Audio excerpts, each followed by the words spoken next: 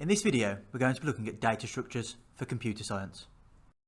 What is a data structure? It's a specialist format for organising and storing data. Examples include arrays, lists, files, records, and tables. You've been using data structures without realising when programming. Data types such as string, integer, boolean, real or float are types of basic data structures. A better way of looking at this is to start off with a string. This data structure is a collection of characters, whereas a character data structure can only be a single character. What is an array? Well, it's sort of like a variable in the sense that it stores data. However, it stores multiple data items. So, for example, an array can store multiple names. Here, you will see that I have shown RAM. So RAM is our random access memory, and this is where we would store our program while it's running. You can see here that memory address 1 is already in use. So there's some data that's already there that's not part of that array. So the program would automatically know to store the array from addresses 2 onto 3 and onto 4 for the 3 items that are there. Now let's take a look at how the indexing works when we were trying to access data from that particular array. The data from an array is stored contiguously, which means that it's stored one after the other. And that's shown here being as Toby's in 2, Ella's in 3, and Lauren's in 4. The start of the array is always referenced as index 0, regardless of the address number where it is stored within RAM. It then increments by 1 for every value the array has. For example, Toby is the first name in the array, so therefore his index would be 0. Ella is the second name in the array, so her index would be 1. And Lauren is the third name in the array, so her index would be 2. The simplest array we can build is a 1D array. We can create a 1D array by writing the code on line 1. This creates an array called sports, and it has 3 string values within it, which is football, rugby, and cricket. This means that index 0 is football, index 1 contains rugby, and index 2 contains cricket. Note that these examples are Python, and Python indexing always starts at 0. The code on line 3 simply prints out the value stored within index 0 in the sports array. This would print out football. If we wanted to print out rugby, we would simply replace the 0 with the number 1, so it prints out the item at index 1. Arrays are static, which means they can't change once they've been created in memory. However, Python lets arrays act like lists. A lot of languages don't do this.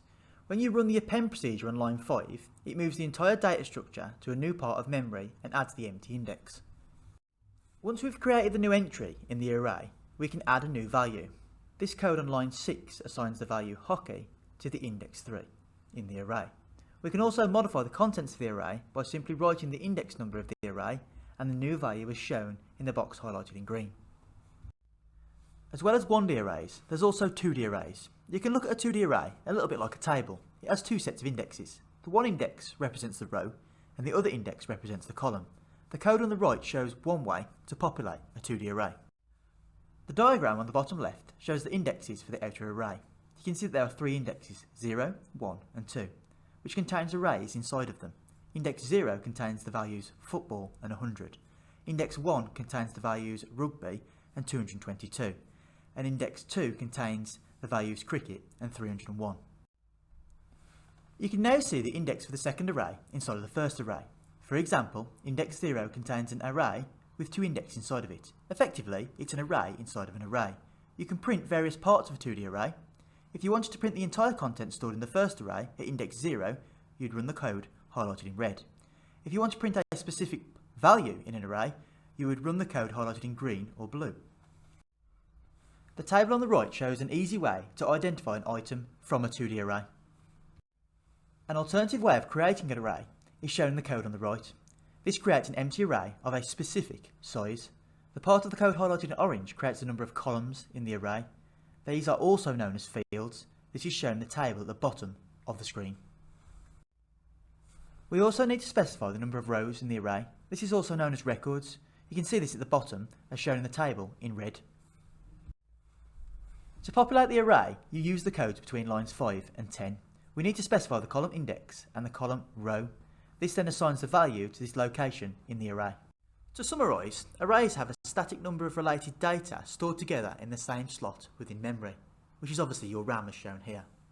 Each data item is the same data type.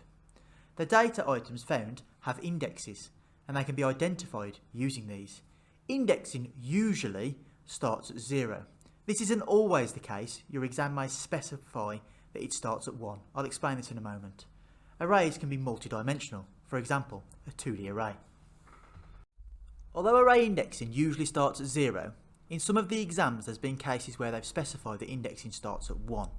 Although this is not technically correct for programming, you need to be aware on how to deal with it in your exam.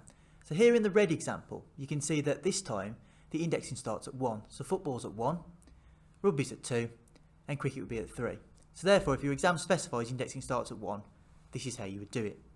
Now the section in green is how you've been taught all the way through this. So obviously this is indexing from 0, so football would be at 0, rugby would be at 1, and cricket would be at 2.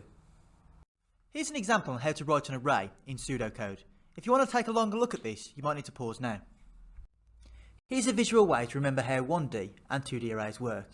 The yellow box on each of these is showing the example below them for each index. Thank you for watching. Please remember to check out some of our other videos.